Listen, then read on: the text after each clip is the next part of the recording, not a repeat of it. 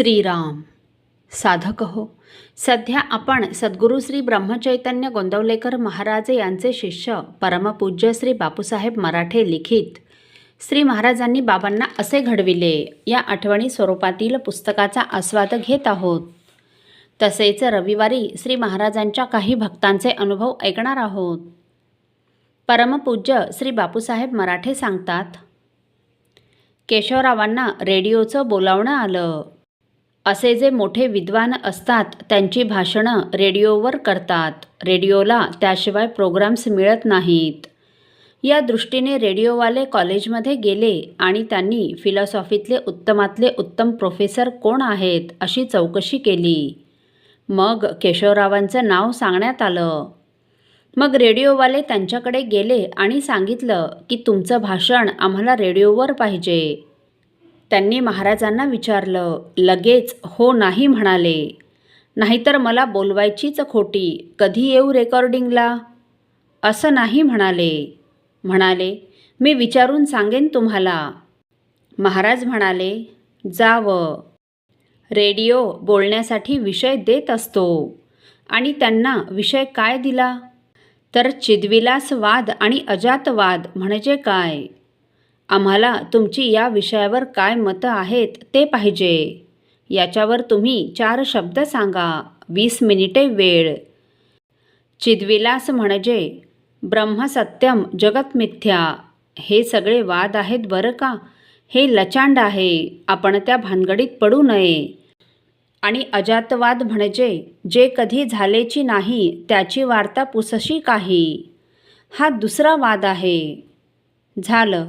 यांचा विषय तर तयारच होता. या 2 वादांवर ते छान बोलले.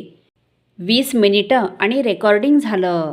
आणि मग ते अमक्या दिवशी के.व्ही. बेलसरे हा विषय 20 मिनिटे संध्याकाळी 6 ते 6:20 असं छापून आलं.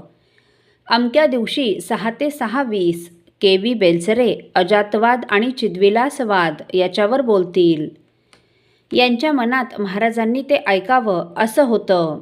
गुरुवरचं प्रेम हे. मी जे काही तिथे बोललो ते महाराजांनी ऐकावं. आणि ते म्हणाले, महाराज आपण ऐकाल का? महाराज म्हणाले, हो, ज्या दिवशी असेल त्या दिवशी मला आठवण करा, मी ऐकेन. मग ज्या दिवशी भाषण होतं ना त्या दिवशी 6ला 5 मिनिटे कमी असताना केशवराव खाली आले. तर त्यावेळी तिथे एक माणूस महाराजांना पेटीवर भेटत होता. आता हे संपलं म्हणजे त्यांना आपल्या खोलीत वर न्यायचं आणि मग तो रेडिओ लावायचा म्हणजे महाराज ऐकणार. आता ह्या माणसाचं संपेच ना हो. आणि यांची तर चुळबुळ सुरू झाली की यांचं संपतंय कधी आणि महाराजांना नेतोय कधी. मग महाराज ऐकणार कधी? आणि मग महाराजांनी अगदी शिगेला पोहोचवलं हो. 1 मिनिट कमी असताना बंद केलं आणि घाईघाईत ते वर गेले. महाराज बसले आणि 6 ते 6:20 महाराजांनी भाषण मनमुराद ऐकलं. रेडिओवरचं ते सबंध भाषण ऐकलं. ऐकून झाल्यावर केशवराव म्हणतात, महाराज मी बोललो ते आपल्याला कसं वाटलं? महाराज म्हणाले, केशवराव काय सांगू? तुम्ही काय बोललात मला काही कळलंच नाही. माझं कुठं शिक्षण झालंय? आता मला एवढंच कळलं की हे जे काही तुम्ही तिथे बोललात ते इथे बोलू नका. नाहीतर माझी माणसं नामस्मरण करायचंच थांबतील आणि या वादाच्या फंदात पडतील. ते मला नकोय. जरा कुठे माझी माणसं नामाला लागतायत त्याच्यात खंड पडेल.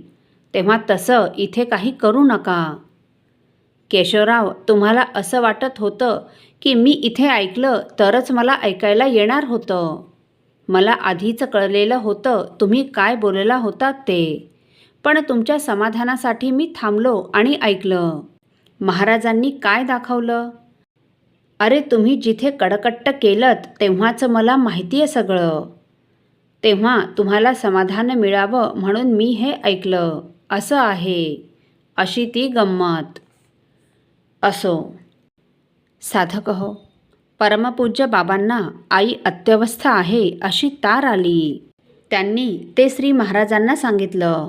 त्यावर महाराज त्यांना काय म्हणाले हे आपण पुढील भागात ऐकणार आहोत. श्रीराम समर्थ. आपल्यातील कोणा श्रींच्या भक्तांना श्रींचे काही अनुभव आले असतील तर कृपया आपण मला ते 9422843253 अथवा सुनील दादांच्या 9892608401 या व्हॉट्सअप नंबरवर कळवावेत अशी नम्र विनंती. श्रीराम समर्थ.